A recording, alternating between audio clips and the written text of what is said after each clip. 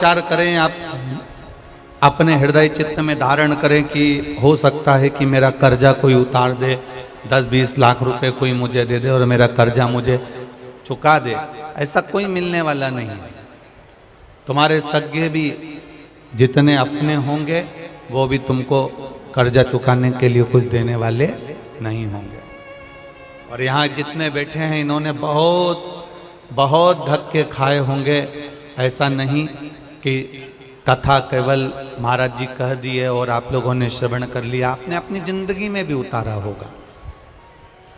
दुख की घड़ी में, तकलीफ की घड़ी में, कष्ट की घड़ी में, रोग की घड़ी में, हमारे जीवन के दुख तकलीफ कष्ट कर्ज या मर्ज के समय पर हमने पूरे परिवार कुटुंब कबीले नातेदार रिश्तेदार अपनों से बात भी करी पर कोई साथ देने वाला नहीं था।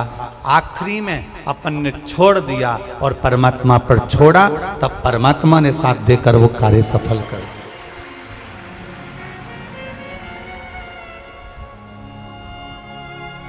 यहां जितने मिलेंगे कोई साथ देने वाला नहीं है। कर्ज में और मर्ज में साथ देने वाला अगर मिलेगा तो मेरा महाकाल बाबा, मेरा काल अधिपति, मेरा महाकालेश्वर, मेरा कुबेर भंडारी ही मिलेगा। दूसरा कोई साथ देने वाला नहीं है सर।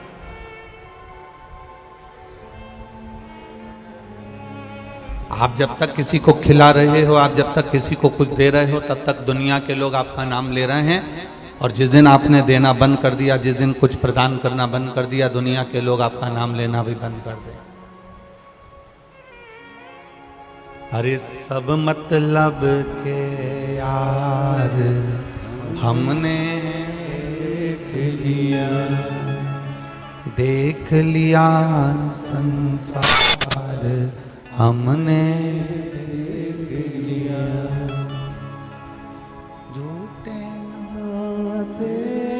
झूठे रिश्ते झूठे नाते झूठे रिश्ते झूठा है संसार हमने देख लिया। सब मतलब के यार हमने देख लिया। ये जितने अपने मिलेंगे, जितने संसार सागर से मिलेंगे, जितने हमको नजर आएंगे, ये सब कहीं ना कहीं हमें लूटने वाले दिखेंगे। आया समय, अगर दुख की घड़ी है, तकलीफ की घड़ी है, कष्ट की घड़ी है, कहीं अगर अच्छा खासा चल रहा था फिर काहे उसने फिर कर दिया बर्बाद। जब दुख की घड़ी आती है, कष्ट की घड़ी आती है, तकलीफ की घड़ी आती है,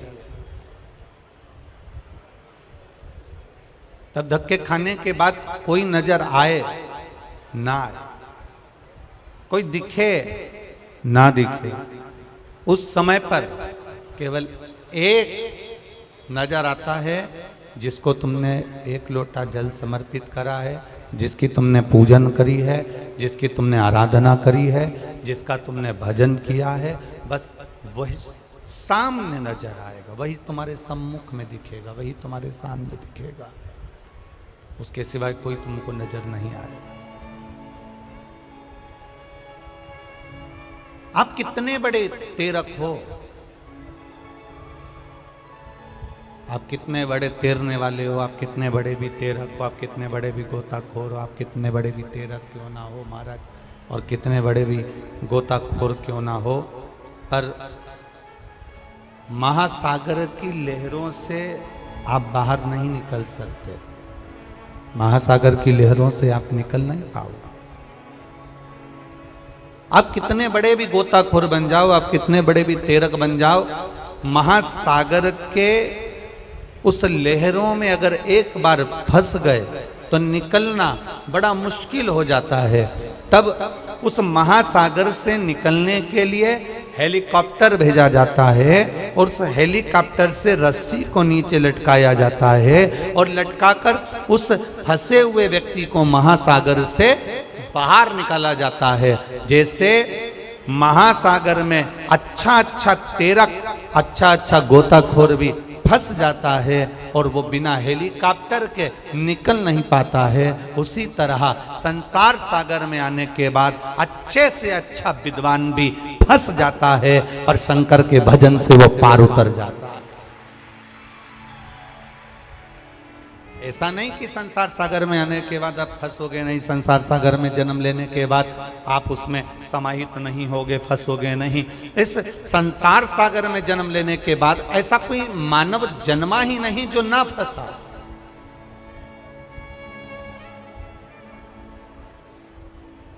इस संसार सागर में जन्म लेने के बाद ऐसा कोई मानव है ही नहीं जो फंस ना पाया हो।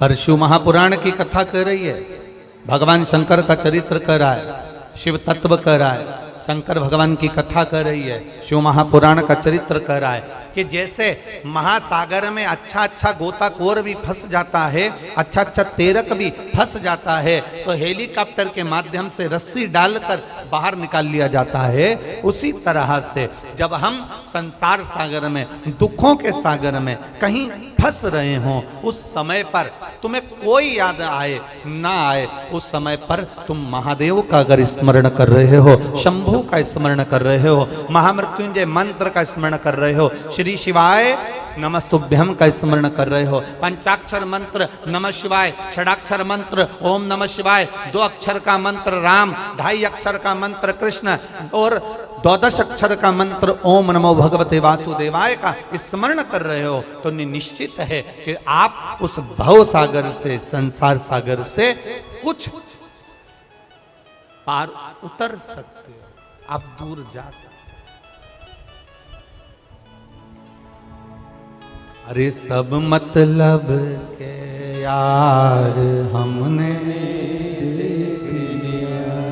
देख लिया, संसार हमने देख लिया, झूठे नाते झूठे रिश्ते, झूठे नाते झूठे रिश्ते, अरे झूठा है संसार हमने देख लिया, सब मतलब के यार हमने देख लिया। आज जितना सुख हम भोग रहे हैं ये परमात्मा की कृपा से हमने जो पूर्व में करा होगा, इसलिए अच्छा घर मिल गया, हमने पूर्व में कुछ अच्छा करा होगा, अच्छा पति मिल गया, पूर्व में हमने कुछ अच्छा करा होगा, अच्छी पत्नी मिल गई, पूर्व में कुछ अच्छा करा होगा, अच्छे बच्चे मिल गए, पूर्व में कुछ अच्छा करा होगा तो अच्छा परिवार मिल गया, पूर्व में कोई अच्छा करा होगा तो हमारा सनातन हिंदू धर्म मिल गया, और पूर्व में कुछ अच्छा करा होगा तो शिव महापुराण की कथा में। ये सनातन हिंदू धर्म भी ऐसे ही नहीं मिल जाता, हजारों हजारों जन्म, कोटि कोटि जन्म हमारे निकल गए होंगे। स्वयं शंकर भगवान माता पार्वती से कहते हैं, पार्वती सुनो, मेरा भजन करने वाला संसार सागर में ऐसे ही जन्म नहीं लेता, मेरी कथा सुनने वाला संसार सागर में ऐसे ही जन्म नहीं लेता, मेरे मंदिर में आने वाला संसार सागर में ऐसे ही जन्म नहीं लेता, मेरा मंत्र जाप करने वाला संसार सागर में ऐसे ही जन्म नहीं लेता। सुनो पार्वती, 84 लाख योनियां जब वो काटता है, प्रत्येक योनि में मेरा स्मरण करता है, तब जाकर कुछ अच्छा करते करते सनातन हिंदू धर्म में उसका जन्म होता है, तब जाकर वो भगवान का भजन कर पाता है, तब जाकर वो शिव की स्तुति कर पाता है। और सुनो पार्वती, ऐसा कोई धर्म नहीं जिसमें शिव नहीं। सुनो पार्वती, ऐसा कोई धर्म नहीं है जिस धर्म में लोग कहते हैं हम मंदिर नहीं जाते, जिस धर्म में लोग कहते हैं हम शंकर जी को नहीं मानते, जिस धर्म में लोग कहते हैं हम मूर्ति की पूजन नहीं करते, जिस धर्म में लोग कहते हैं हम देवालय शिवालय तीर्थ नहीं जाते, हम आपके धर्म को नहीं मानते। शिव महापुराण की कथा कहती है, इनके पूर्वजों को उठाकर देख लेना, ये आज भी शंकर की पूजन करते हैं और कल भी करते रहेंगे। शिव के बिना इनकी मुक्ति नहीं है, शिव के बिना इनका मोक्ष नहीं है, शंकर के बिना इनका उद्धार नहीं है।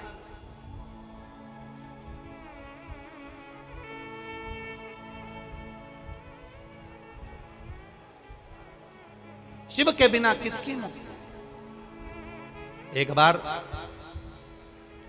जरा ध्यान दीजिएगा, आपको अगर मान लो मरने के बाद शमशान में छोड़कर आ गया, और शमशान में छोड़कर आने के बाद में आपके साथ में कौन है? जिंदा हो जब तक तो आपके साथ में आपका पति है, पत्नी है, बच्चे हैं, दादा है, दादी है, पोता है, पोती है, कुटुंब है, कबीला है, रिश्ते हैं, नाते हैं, अड़ोसी है, पड़ोसी है, बुआ है, फूफा है, मामा है, मामी है, जीजी है, जीजा है, काका है, काकी है, ये सारे संबंध हमारे जीते जी। आप में से कितने लोग हैं जिन्होंने देखा हो कि किसी के मरने के बाद जब उसको शमशान छोड़कर आते हैं, किसी के मरने के बाद उसको आग लगा कर आते हैं, तो ऐसा कौन रिश्तेदार है जो शमशान में अपने पहचान वाले को छोड़कर 1 मिनट भी नहीं आता हो? ऐसा किसी का रिश्तेदार हो तो जरूर बताना, परंतु ऐसा रिश्तेदार संसार सागर में केवल एक है, वो मेरा देव अधिदेव महादेव, जो तुम्हारे जीते जी भी है और तुम्हारे मरने के बाद भी।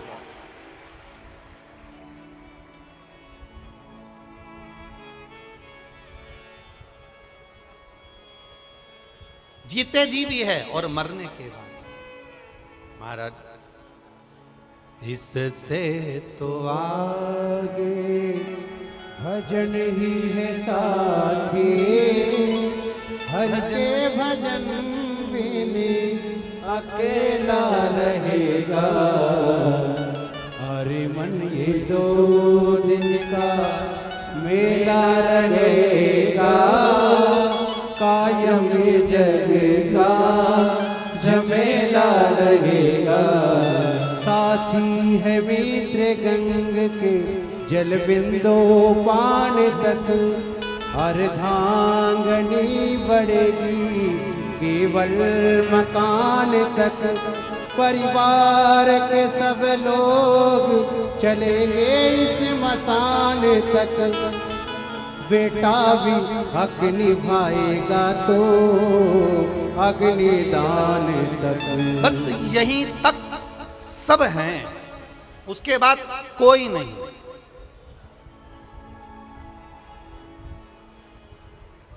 आपसे एक प्रश्न करना चाहता हूं भोपाल की इस पावन धरा पर। आज तक ये प्रश्न किसी से नहीं किया, जवाब दोगे क्या? अरे बोलो तो जम के। आज तक इस व्यासपीठ से ये प्रश्न कभी नहीं करा, इसलिए आपसे पूछना चाहता हूं, हेलमेट और सीट बेल्ट लगाने से सरकार का कोई फायदा होगा क्या? बोलो, जम के बोलो। नहीं। किसका फायदा होगा? अच्छे से तो बोलो। अपना फायदा। सरकार का कोई फायदा है क्या? हेलमेट और सीट बेल्ट लगाने से सरकार का कोई फायदा? जम के बोलो जरा। सरकार का कोई फायदा है? नहीं। फायदा किसका है? हमारा। शंकर जी के मंदिर में 1 लोटा जल चढ़ाने से सीहोर वाले पंडित प्रतिम मिश्रा का कोई फायदा है क्या? जम के बोलो। फायदा किसका है? हेलमेट लगाने से, सीट बेल्ट लगाने से तुम्हारा जब एक्सीडेंट होगा तो वो सीट बेल्ट तुम्हें बचा लेगा। तुम्हारा जब एक्सीडेंट होगा हेलमेट बचा लेगा। इसमें सरकार का कोई फायदा नहीं है। मंदिर में 1 लोटा जल चढ़ाने से फायदा तुम्हारा है। तुम्हारी दुख की घड़ी में मेरा महाकाल तुम्हारे साथ खड़ा होगा, सीहोर वाला महाराज नहीं। तुम्हारे जल चढ़ाने से सीहोर वाले महाराज का कोई फायदा नहीं है। तुम्हारे जल चढ़ाने से सीहोर वाले महाराज प्रदीप मिश्रा का कोई फायदा नहीं है। यह मत सोचना कि पंडित प्रदीप मिश्रा का कोई फायदा है। तुम जल चढ़ाओगे तो प्रदीप मिश्रा को कहीं से 1 रुपया मिल जाएगा। तुम्हारे जल चढ़ाने से चवन्नी मिल जाएगी, तुम्हारे जल चढ़ाने से अठन्नी मिल जाएगी। ना ना ना, हेलमेट लगाने से सरकार तुम पर बार बार प्रेशर देती है। 200 रुपए का कूपन काट देती है, रसीद काट देती है, हेलमेट लगाओ, हेलमेट लगाओ, सीट बेल्ट लगाओ। क्यों? सरकार का कोई फायदा नहीं है। सरकार का केवल इतना सा कहना है कि तुम हमारे प्रदेश में रह रहे हो, हमारे देश में रह रहे हो, जब तक तुम रहो हमारे प्रदेश में, हमारे देश में, तब तक तुम सुखी रहो, स्वस्थ रहो। इसलिए तुमको सीट बेल्ट लगाना चाहिए, हेलमेट लगाना चाहिए। और हम भी केवल इतना सा चाहते हैं, जब तक मृत्यु लोक में रहो, तुम्हारे जीवन में अगर दुख आए तो एक लोटा जल शिव जी के मंदिर में चढ़ाते रहो। इसमें सियोर वाले महाराज का कोई फायदा नहीं, इसमें तुम्हारा फायदा है। तुम्हारे दुख की घड़ी में कालाधिपति मेरा कुबेरेश्वर महादेव खड़ा मिलेगा, वो परमात्मा मिलेगा।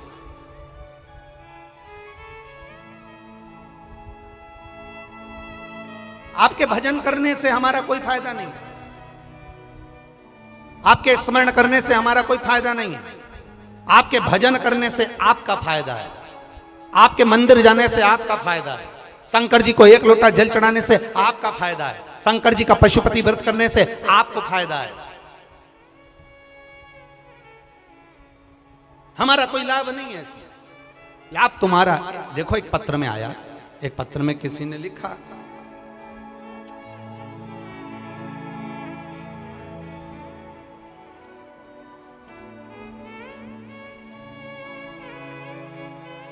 मैं राधा वर्मा, राधा कृष्ण नगर करोंद में रहती हूं। कहीं बैठी हो तो हाथ हिला सकती हैं। मैं राधा वर्मा, कहीं बैठी हो तो हाथ हिला सकती हैं। मैं राधा वर्मा, राधा कृष्ण नगर करोंद में रहती हूं। मेरा मोबाइल नंबर ये है। आप लोग एलईडी पर, आस्था चैनल पर भी पत्र को पढ़ सकते हो। कहीं बैठी हो तो हाथ जरूर हिलाइएगा। पत्र में उन्होंने लिखा, मैं 10/2/2022 को मैंने सोनोग्राफी कराई और डॉक्टर ने कहा कि तुम्हारे गर्भ में जो बच्चा है इसकी किडनी नहीं है, इसकी किडनी नहीं है। गुरुदेव, बड़ा दुख हुआ। 15 दिन डॉक्टर ने कहा कि इस बच्चे की किडनी नहीं है, आप चाहें तो इस बच्चे को ना रखें तो अच्छी बात है, इस बच्चे को जन्म मत दो, ये बच्चा बीमार रहेगा, इसकी किडनी नहीं है। 15 दिन का समय डॉक्टर ने दिया और 15 दिन के समय में बस डॉक्टर ने कहा इसके बाद ऑपरेशन करना पड़ेगा। हमने दूसरे हॉस्पिटल में जाकर बच्चे की जांच कराई, उसने भी यही कहा कि इस बच्चे की किडनी नहीं आ रही है, सोनोग्राफी में किडनी नहीं है। 15 दिन डॉक्टर ने फिर बुलाए, फिर जांच कराया, पर उसमें किडनी नहीं आई। तीसरे हॉस्पिटल में गए, तब भी किडनी नहीं है। तब किसी ने कहा, एक काम करो, कुबेरेश्वर धाम चलते हैं, वहां से एक रुद्राक्ष लेकर आएंगे, वो रुद्राक्ष गलाएंगे, पानी शिव को चढ़ाएंगे, वो लाकर बहू को पिलाएंगे। जल दिया, शिवजी पे चढ़ाया हुआ जल पीना प्रारंभ करा, परिवार में पशुपति व्रत करना प्रारंभ करा, एक बेलपत्र खाना प्रारंभ करा और अगली सोनोग्राफी 22वें दिन कराई। डॉक्टर ने कहा ये तो चमत्कार सा है, बच्चे की दोनों किडनियां वापिस आ गई हैं। ये कृपा, ये उदारता है देवादिदेव महादेव, ये उदारता, ये शिव की कृपा है, ये शंकर की उदारता, और ये शिव की कृपा बिना कुछ नहीं होता।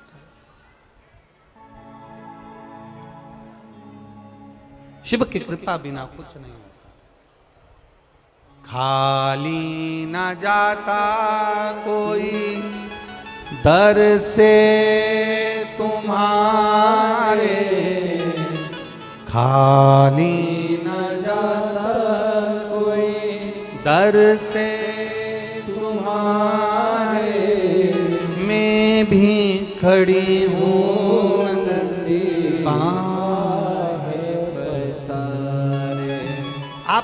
शिव की आराधना में लगे हो, शंकर की भक्ति में लगे हो, इसमें सियोर वाले महाराज का कोई लाभ नहीं है। आपने एक लोटा जल शंकर भगवान को चढ़ाया, विश्वास कर कर पीना प्रारंभ करा। आपने एक बेलपत्र शंकर भगवान को चढ़ाई, विश्वास कर कर खाना प्रारंभ किया। आपने शंकर भगवान के मंदिर में जाना प्रारंभ करा। आप 2 कदम चलकर शिव के दरवाजे तक जाते हो तो तुम्हारा दुख मिटाने के लिए वो कैलाश को छोड़कर तुम्हारे दरवाजे तक आता है, ये निश्चितता है।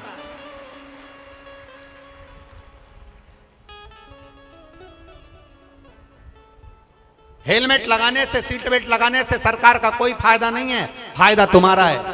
ये सिर में चोट नहीं लगेगी, शरीर का नुकसान नहीं होगा। सीट बेल्ट लगाओ, हेलमेट लगाओ, जल चढ़ाने से सीहोर वाले महाराज का कोई फायदा नहीं होगा। फायदा तुम्हारा है, तुम जाओ शंकर के मंदिर।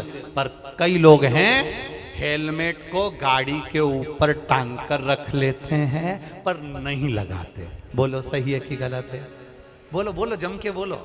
नहीं लगाते। कई लोग हैं गाड़ी में VIP गाड़ी 50 लाख की गाड़ी का इतना ध्यान रखते हैं, इतना ध्यान रखते हैं, एक स्क्रैच भी नहीं लगना चाहिए। पर गाड़ी के अंदर बैठे हैं तो सीट बेल्ट नहीं लगाते। एक 25,000 के मोबाइल पर कवर चढ़ा कर रखते हैं, इसमें स्क्रैच नहीं आना चाहिए। और ये भगवान ने करोड़ों का शरीर दिया, इसमें स्क्रैच आ जाना चाहिए। करोड़ों का शरीर परमात्मा ने दिया है, करोड़ों का शरीर दिया और उसको हम समझ नहीं पा रहे। अभी छत्रपति संभाजी नगर की कथा में आपको एक बात कही थी। 50 लाख की गाड़ी में, 30 लाख की गाड़ी में, 70 लाख की गाड़ी में, 80 लाख की गाड़ी में, 1 करोड़ की गाड़ी में, 50,000 की गाड़ी में, 25,000 की गाड़ी में, 72,000 की गाड़ी में आप में से कितने लोग बैठे हैं जो अपनी गाड़ी में पेट्रोल डीजल की जगह गटर का पानी, नली का पानी, नाले का पानी डालकर चलाते हैं? आप में से कितने लोग बैठे हैं? बोलो बोलो, जल्दी बोलो। कोई है ऐसा जो गटर का पानी, नाली का पानी, नल्ले का पानी गाड़ी में 70,000 की गाड़ी, 50,000 की गाड़ी, 1 लाख की गाड़ी, कोई नहीं जो केरोसिन का तेल डालकर भी 1 लाख की गाड़ी, 1 करोड़ की गाड़ी को केरोसिन का तेल डालकर चलाता हो? ऐसा कोई व्यक्ति नहीं है। अपनी इतनी महंगी गाड़ी को लोग पेट्रोल और डीजल से चलाते हैं। जरा विचार करना, 50,000, 70,000, 1 लाख, 50 लाख की गाड़ी को लोग गटर का पानी, केरोसिन का तेल डालकर नहीं चलाते। केवल ये करोड़ों की गाड़ी में लोग ना जाने कौन कौन सी गटर का पानी डाल डालकर चला रहे हैं। ये करोड़ों की गाड़ी रोज शाम ढलती है और ये गटर की दुकान पर मिलते हैं और वो गटर का पानी डाल डाल कर गाड़ी को चला रहे हैं। ये गाड़ी कब तक चलेगी? कब तक? कब तक चलेगी? ये गाड़ी बहुत दिन तक चलने वाली नहीं। फिर ए भाई अच्छे से सुनना जरा, एक आंकड़ा निकलवाना। मेरा निवेदन है, एक आंकड़ा निकलवाओ सरकार से। समुद्र में डूबकर मरने वालों की संख्या कम है, बावड़ी में डूबकर मरने वालों की संख्या कम है, तालाब में डूबकर मरने वालों की संख्या कम है, कुएं में डूबकर मरने वालों की संख्या कम है, समुद्र में डूबने वालों की संख्या कम है, खड्डे में डूबकर मरने वालों की संख्या कम है, पर प्याली में डूबने वालों की संख्या ज्यादा है। जितने समुद्र में डूबकर नहीं मरे, जितने पानी में डूबकर नहीं मरे, जितने तालाब और बावड़ी में डूबकर नहीं मरे, जितने कुएं और बावड़ी में डूबकर नहीं मरे, उतने नशे में डूबकर लोग मर गए हैं। जरा आंकड़ा निकलवाओगे तब समझ में आएगा। इस शरीर की कीमत को समझो कि करोड़ों का शरीर दिया है। एक एक किडनी 50-50 लाख की मेरे देव अधिदेव महादेव ने दी है। फेफड़े दिए, नेत्र दिए, श्रवण शक्ति दी, मुख दिया, हाथ दिया, पाँव दिया, उसको धन्यवाद देते रहो। ये तेरी उदारता, ये तेरी कृपा है। तेरी कृपा बिना नहीं हो सकता। जो तू दिया है वो कोई नहीं दे सकता, जो तू दिया। आज फिर आदरणीय विश्वास भैया के यहाँ से भाभी जी आज फिर कह रही थी, गुरुदेव श्रीमती रूमा जी सारंग फिर कह रही थी, बड़े बड़े सौभाग्य हमारे, बड़े बहुत बड़ा भाग्य है हमारा जो हम इस पावन शिव महापुराण कथा के यजमान पद मिला। गुरुदेव आप कहते हो शंकर और पार्वती को यजमान का पद मिला था, ये तो शिव ने हमारे ऊपर बड़ी कृपा करी है। एक बार जोरदार ताली श्रीमती रूमा जी सारंग जी के लिए। बहुत बहुत साधुवाद है। आपके विचारों को, आपके भाव को और आपके निर्मल स्वभाव को।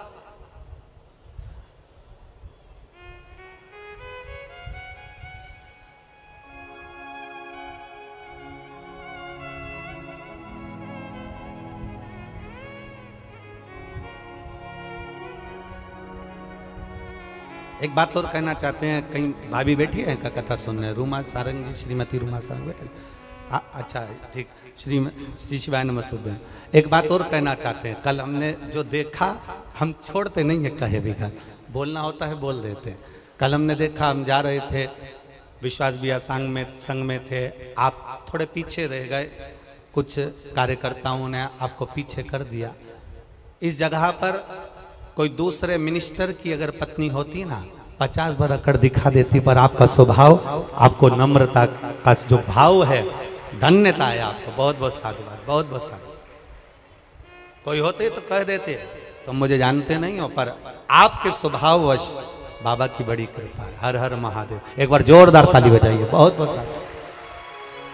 हो कहीं भक्ति का बल बड़ा, विश्वास का बल बड़ा, भरोसे का बल बड़ा, श्रद्धा का बल बड़ा है। अपने शरीर को पहचानो, इस शरीर में रहने वाली आत्मा को पहचानो, और आत्मा के साथ जो भजन करने वाले परमात्मा का गुणानुवाद है उसको पहचानो।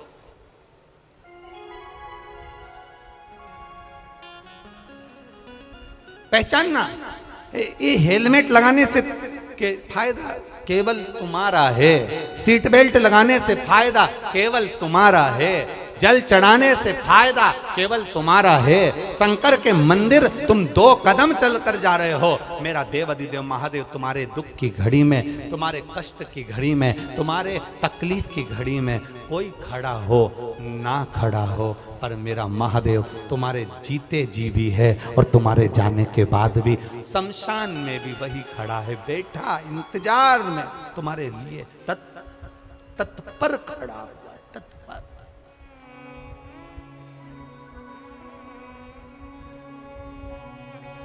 महाराज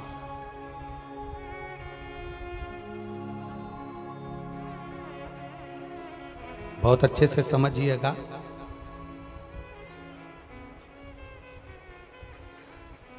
गाय को पकड़कर लेकर चलते जाओ, गाय का बछड़ा पीछे पीछे, बोलो बोलो जम के आए, बछड़े को पकड़कर लेते जाओ, गाय पीछे पीछे आएगी। बछड़े के पीछे गाय चलती है, गाय के पीछे बछड़ा चलता है, पति के पीछे पत्नी चलती है, और जल चढ़ाने वाले भक्त के पीछे मेरा भोलेनाथ चलता है। मेरा शंभु, मेरा त्रिकालदर्शी, मेरा कैलाशी, मेरा विनाशी चलता है। एक पत्र और देखिए।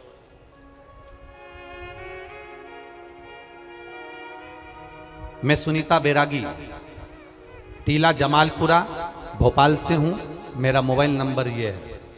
कहीं बैठी हैं? सुनीता बैरागी, टीला जमालपुरा, भोपाल से। कहीं बैठी आप ही हैं? दोनों हाथ हिला दो ऐसा एक बार। हाँ, दोनों हाथ हिला दो। मैं सुनीता बैरागी, टीला जमालपुरा, भोपाल से हूं। आपने भजन की एक लाइन अच्छी लिखी है, अरे लुटा दिया भंडार काशी वाले ने, कर दिया माला काशी। गुरुजी, पशुपति व्रत का और 1 लोटे जल का क्या महत्व है, मैं क्या वर्णन करूं गुरुदेव।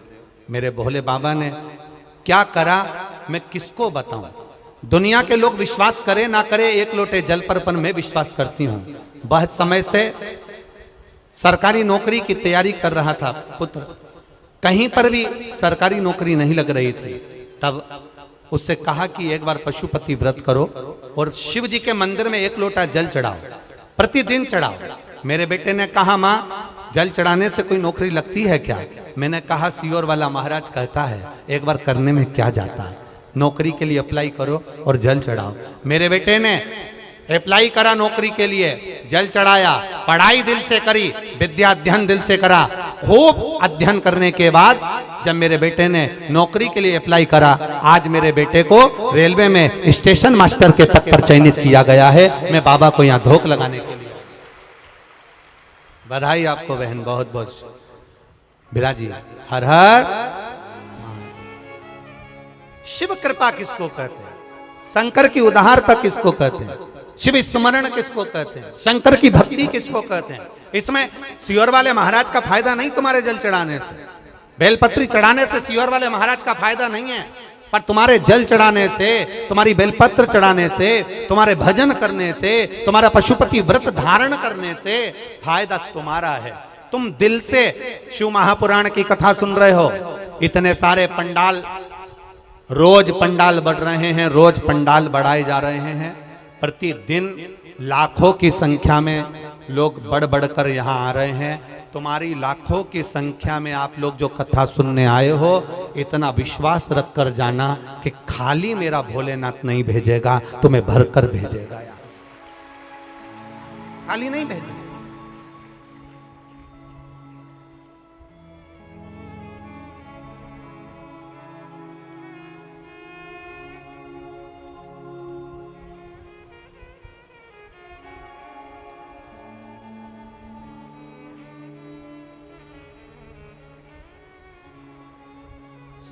भोले मैं तेरी पतंग हवा विच उड़ती जावांगी, बाबा डोर हथो छड़ी ना मैं कटी जावांगी। भोले मैं तेरी पतंग शंभो मैं तेरी पतंग हवा विच उड़ती जावांगी, डोर हथो छड़ी ना मैं कटी जावांगी। बाबा मैं तेरी पतंग शंभो मैं तेरी पतंग। हमारा भाव, हम भगवान के भजन में जो समय लगा रहे हैं, भगवान के स्मरण में जो समय लगा रहे हैं, वो समय खाली नहीं जाए। पार्वती जी ने शिव जी की आराधना करी थी, माता पार्वती जी ने भगवान शंकर की आराधना करी थी।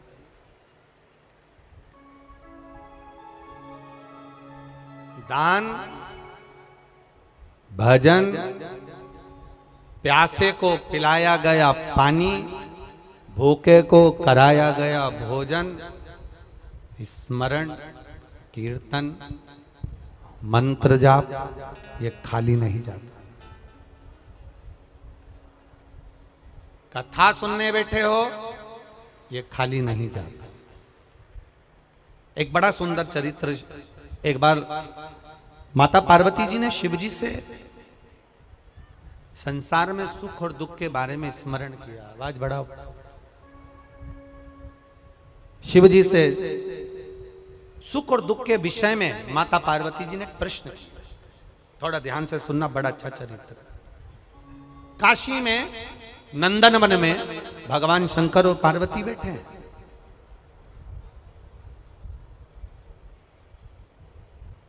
और नंदन वन में जब माता पार्वती और शिव जी बैठे थे, तो पार्वती जी ने शिव जी से एक प्रश्न करा कि जीवन में सुख और दुख कितने विचित्र हैं, ये क्यों आते हैं? सुख मिला तो क्यों मिला, और दुख मिला तो क्यों मिला? ये माता पार्वती जी ने शिव जी से प्रश्न किया। शंकर भगवान ने बड़े भाव से इस सुख दुख के चरित्र का वर्णन किया। शिव जी कहते हैं, सुनो पार्वती, मैं तुम्हें एक चरित्र सुनाता हूं।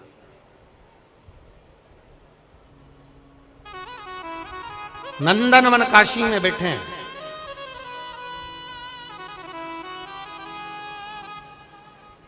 और नंदनवन काशी में बैठकर भगवान शंकर पार्वती जी से कर, मैं तुम्हें एक चरित्र सुनाता हूं।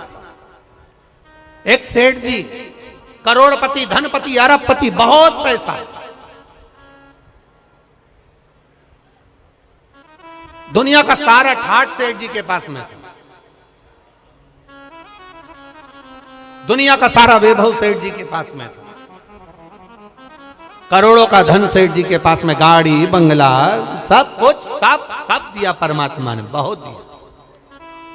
पर सेठ जी कंजूस थे और उन्होंने अपनी जिंदगी में आज तक एक चवन्नी का दान नहीं किया, कभी किसी को एक गिलास पानी नहीं पिलाया। रिश्तेदार भी अगर आ जाएं तो वो पानी ना पिलाए, भोजन ना कराए, तो रिश्तेदारों ने आना भी बंद कर दिया, कोई नहीं आता, कभी दान नहीं करा। और उसके यहाँ का नियम था, सेठ जी के 3 बेटे, सेठ जी के तीनों बेटों में से 2 बेटों की शादी हो गई, एक बेटा कुंवारा था, सबसे छोटा वाला। छोटे बेटे की शादी होना थी, सेठ जी ने संबंध देखा और बच्चे का विवाह करा। छोटी बहू घर के अंदर आ गई। छोटी बहू आई तो घर की जो जेठानियां थी, दोनों जेठानियों ने छोटी बहू को अपने कमरे में बिठाया और बिठाकर समझाया, सुनो,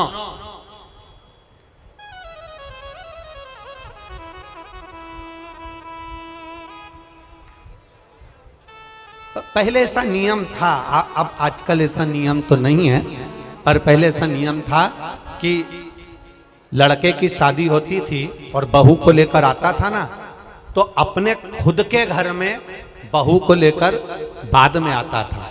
पहले उसको रुकने की व्यवस्था कोई रिश्तेदार के यहाँ, कोई नातेदार के यहाँ, कोई संबंधों के यहाँ, कोई पहचान वाले के यहाँ, उसको बहू को रखा जाता था। बोलो भोपाल में ऐसा था कि नहीं था?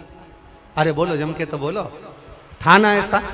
लड़का शादी कर कर बहू को लेकर आया, सीधे अपने घर नहीं आया, पहले उसको कोई मित्र के आदिक पहचान वाले, दीदी, जीजा, बहनोई, नातेदार, रिश्तेदार, कुटुंब, कबीला, अड़ोसी पड़ोसी, रिश्तेदार वाला, उसके यहाँ पर उस बहू को, उस छोरे को, बहू बेटा को वहां रोका जाता। काहे के लिए रोकते थे? उसको रोकने का कारण क्या था? उसको रोकने का कारण केवल एक था। क्यों रोका जाता था? केवल एक कारण से कि बहू जब वहां पर आए तो उसको हमारे घर के बारे में हमारे रिश्तेदार सब बता दें कि तुम्हारी सास ऐसी है, तुम्हारे ससुर ऐसे हैं, तुम्हारा देवर ऐसा है, तुम्हारा जेठ ऐसा है, तुम्हारा परिवार ऐसा है। अब जो छोटी बहू आई है तो दोनों जेठानियों ने उससे मिला और मिलकर कहा, सुनो, हमारे ससुर का एक नियम बड़ा प्रबल है, उसको याद रखना। हमारे ससुर का नियम बड़ा तेज है, उसको याद रखना। कौन सा नियम? छोटी बहू ने पूछा कि तुम्हारे यहाँ का नियम क्या है? तो हमारे ससुर का एक नियम है, कभी जिंदगी में अगर घर में रहना है तो दान बिल्कुल, बोलो बोलो, जम के बोलो, नहीं करना। एक रोटी का भी दान मत करना। अगर डब्बे में रोटी बच जाए तो दूसरे दिन उस रोटी को मिक्सर में पीस के चूड़ा बना के खा जाना, पर गाय को भी मत देना। ये हमारे ससुर का नियम।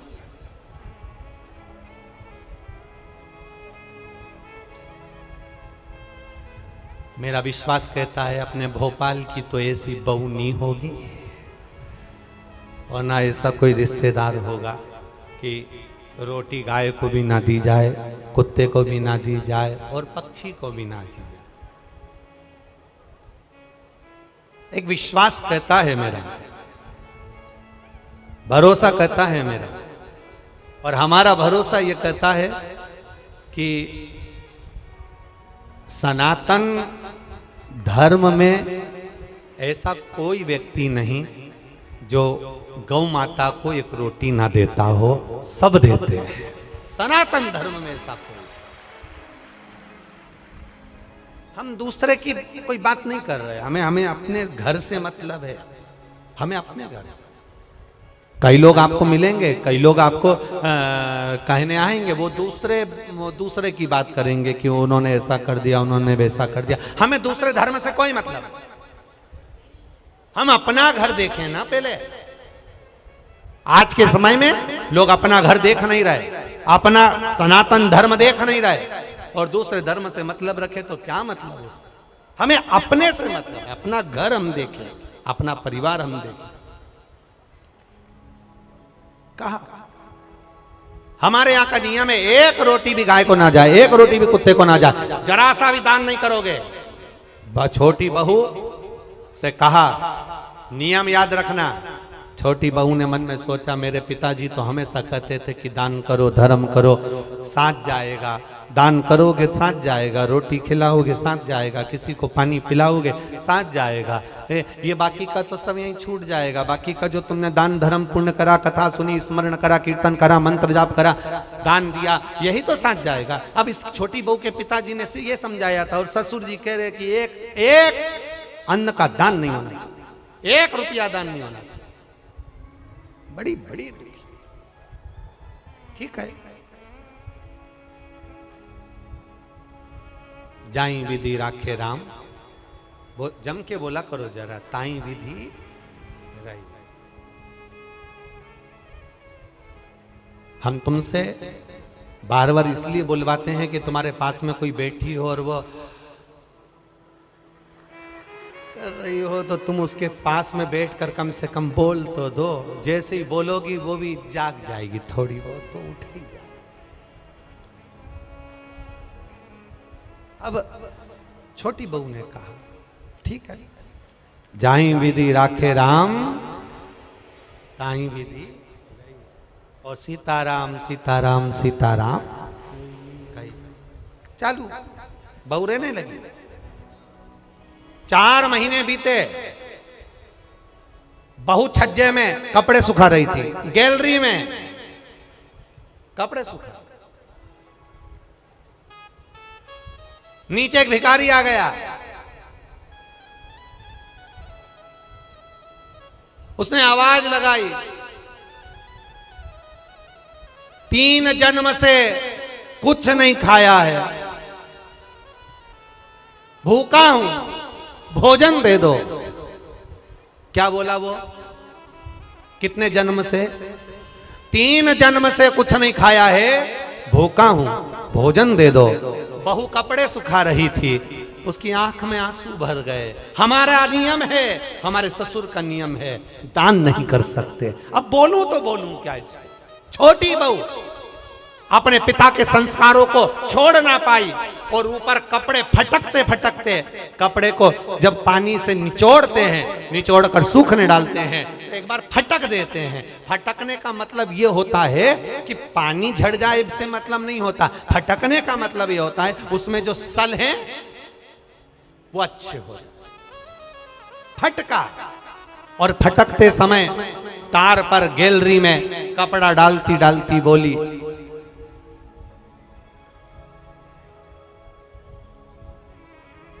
बासी खाना खा रहे हैं,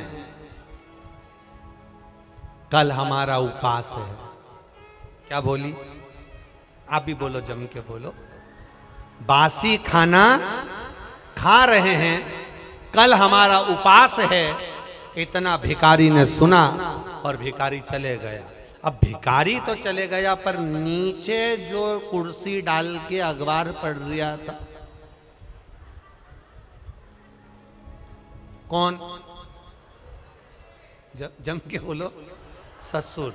बस उसने सुन लिया। अच्छा हुआ तुमने ससुर बोला हो, नहीं तो एक जगह कथा कर रहे थे, उन्होंने कह दिया एक भिखारी तो चले गया, पर नीचे जो कुर्सी डाल के अखबार पढ़ रहा था, तो लोगों ने कह दिया वो भी।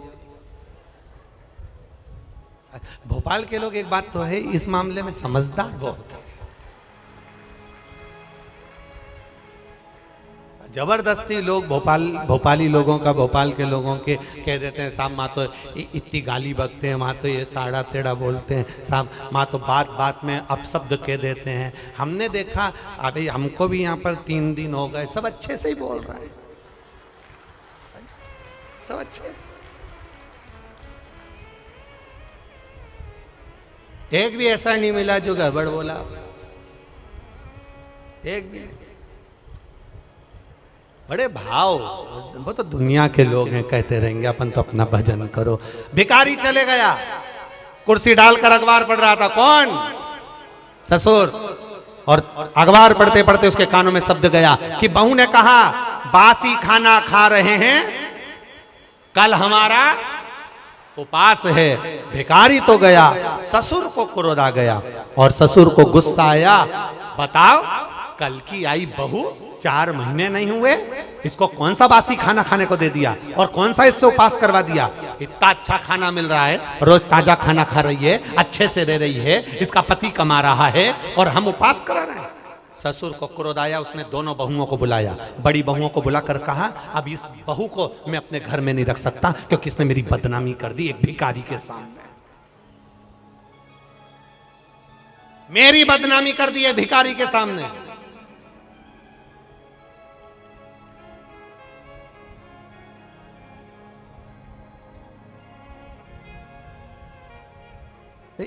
होता है एक सास भी ऐसी थी, एक कथा में आता है, एक सास ऐसी थी वो कभी दान नहीं करती, एक चीज नहीं,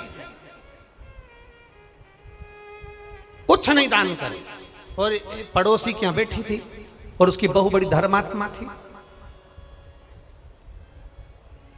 वो पड़ोसन के यहां बैठी थी, भिखारी आया, भिक्षा मांगते मांगते इसके घर गया, बहू से कहा भिक्षाम देही, बहू ने तुरंत उठाकर एक कटोरी आटा भरकर उसको दे दिया। अब ये भिक्षा मांगते मांगते पड़ोसन क्या गया, ये भी वहीं होटले पे बैठी थी सास भी, इतने में तुरंत सास ने वहां पर आवाज लगाया भिक्षुक ने, माता भिक्षाम देही, तो पड़ोसन ने भी उसको भगा दिया। तो इसने जो यहाँ बैठी थी पड़ोसन, इसने पूछा क्यों वो तीसरे नंबर के घर पर गए थे क्या? हाँ। कुछ दिया क्या? हाँ। क्या दिया? एक कटोरी आटा। इसमें इतने में भिखारी का हाथ पकड़कर बुढ़िया लेकर अपने घर गई और बहू को बुलाया, बहू, ए बहू। बहू आई, क्या है मां? तूने भिखारी को एक कटोरी आटा दिया? हाँ। किससे पूछ के दिया? किसी से नहीं, अपना घर है, दान करना चाहिए। इतने में सास को गुस्सा आया और भिखारी से कहा, भिक्षुक से कहा, तुमने मेरे घर से आटा लिया? हाँ। वापिस दो।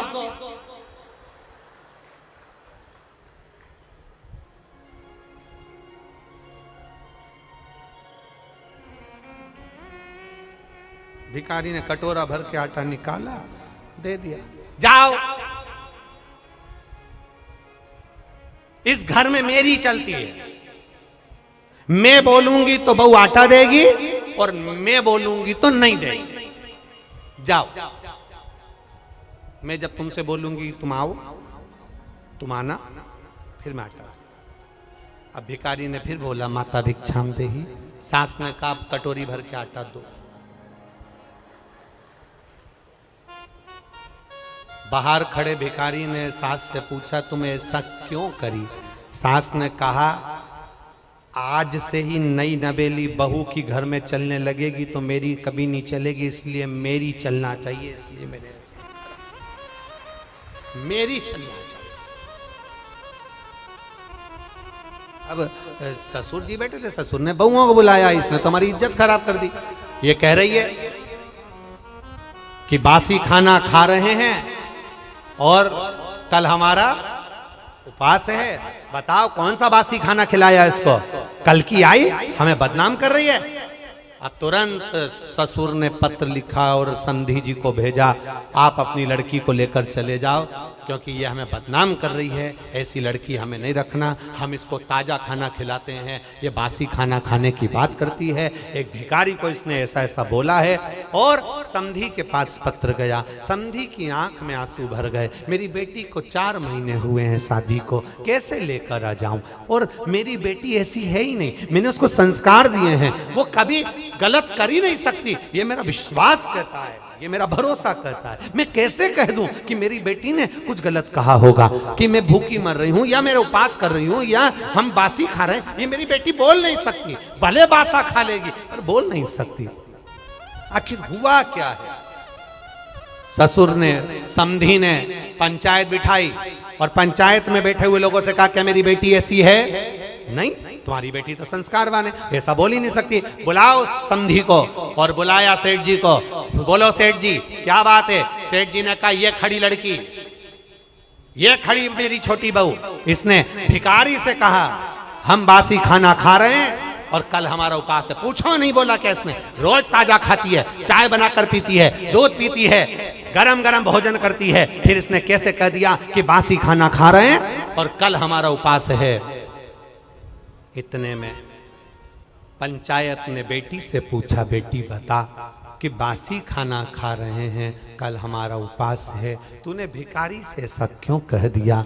बेटी कहती है, मेरे पापा कहते थे ये जो मकान दिख रहा है, जो ये दुकान दिख रही है, जो ये गाड़ी दिख रही है, ये हमने पूर्व में करा होगा, बासी है, पुराना करा था तो आज मिल गया, और अगर आज नहीं करेंगे तो कल भूखे मरना पड़ेगा, इसलिए उपवास करना पड़ेगा। ये बासी है, 50 लाख की गाड़ी में घूम रहे हो, समझ लेना पूर्व का हमारा पुण्य है। अच्छा भोजन कर रहे हो, समझ लेना पूर्व का हमारा पुण्य है। खूब धन है तुम्हारे पास में, समझ लेना पूर्व का हमारा पुण्य है। आज अपना राशि ठाठ है, ये पूर्व का पुण्य है। हमने पूर्व में कुछ अच्छा करा होगा, बासी खाना खा रहे हैं, पूर्व का करा था, आज हमें सुख मिल रहा है। और अगर आज हम दोनों हाथों से नहीं करेंगे तो कल 3 बत्ती चौराहे पर कटोरा लेकर भीख मांगते हुए भूखे मिलेंगे। पूर्व का कर्म है हमारा। आपको लोग सलाम ठोक रहे हैं, आपको लोग नमन कर रहे हैं, आपको लोग प्रणाम कर रहे हैं, आपको लोग दंडवत कर रहे हैं, आपको लोग नमन कर रहे हैं, आपकी लोग बात सुन रहे हैं, आपका जय जयकार हो रहा है, आप गाड़ी में घूम रहे हैं, 4-4 बंगले आपके पास में हैं, खूब अच्छा मकान, खूब अच्छी पत्नी, बच्चे, परिवार, कुटुंब, कबीला सब अच्छा मिला है। समझ लेना उस परमात्मा की कृपा है। दोनों हाथों से पुराने समय में करा था, इसलिए आज मिल गया। आज दोनों हाथों से करते हुए चलना, तो अगला जन्म जब मिले तो भगवान फिर टूटमान होकर देता चले, इसलिए दोनों हाथों से लुटाते चले।